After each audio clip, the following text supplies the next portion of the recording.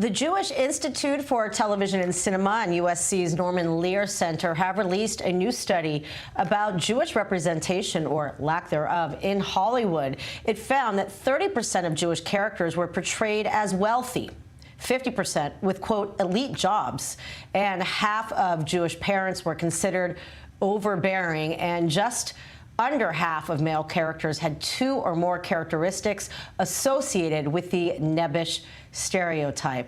With all the focus on diversity on screen, Jews are continuing to be sidelined. We are now joined live from New York City by Allison Josephs of the Jewish Institute for Television and Cinema. Thank you very much for being here. And let's start by telling us more about the shocking results of this study.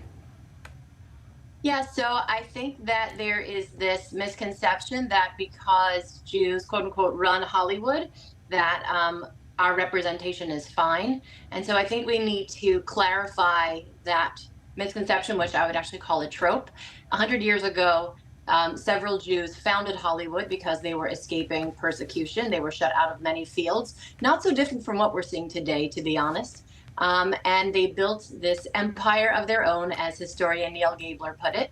But a lot of what they built into the Jewish characters that they put on the screen was that sense of shame and, self-hatred that they got. And what that looked like was self-erasure, assimilation, caricatures, tropes. And to be fair, much of Hollywood was doing this to many minority groups for most of the time. This study focused on Jews in general, and then we had a smaller subset on Orthodox Jews.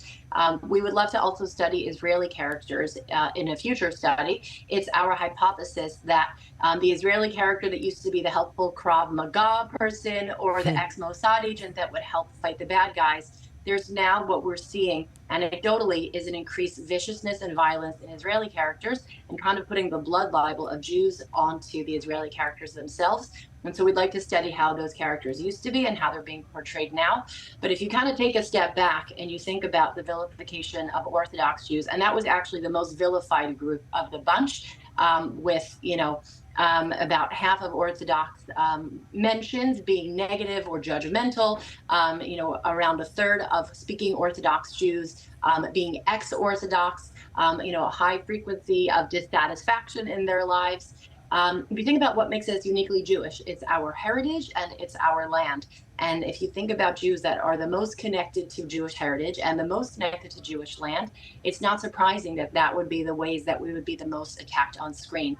And so we need to be aware that these issues exist, and we need to demand the same protections every other group gets. And that's exactly the work that JITC Hollywood Bureau is doing. Well, and it's a lot of work. I mean, we're seeing also, the silence of so many, Jewish celebrities that haven't spoken up. Of course, we know, many who have, Michael Rappaport, Deborah Messing, for example. But also the truth is so many of the producers, directors as well are Jews, which is seemingly, carrying on the whole idea of a history of assimilating because of what happened even in the time of Louis B. Mayer and whatnot. So what can be done also within the entertainment industry to make a difference and change that?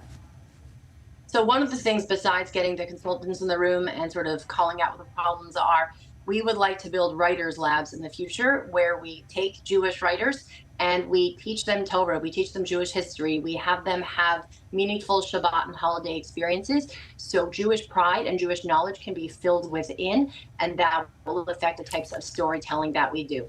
It's not surprising that after thousands of years of being exiled and persecuted and pogromed, that we would be filled with some, shame. And while the founders of Hollywood ran from their Jewish identity in order to try to escape anti-Semitism, the message that we're trying to give over with JITC Hollywood Bureau is lean in harder, lean in prouder, know who you are. Like, take Michael Rappaport. He's been rapping to fill in, since probably January of last year, doing this very publicly. Let's stop apologizing and being ashamed for our unique traditions. Let's find the meaning and beauty in them. We have to realize now, when the world hates us so much, we can only respond with a greater amount of self-love. So we want to try to build a new crop of Jewish creatives that have that kind of love, put those expressions on the screen, and inspire Jews all around the world. Wow, beautifully said. Thank you very much, Allison Josephs of the Jewish Institute for Television and Cinema. Thank you again. Thanks for having me on.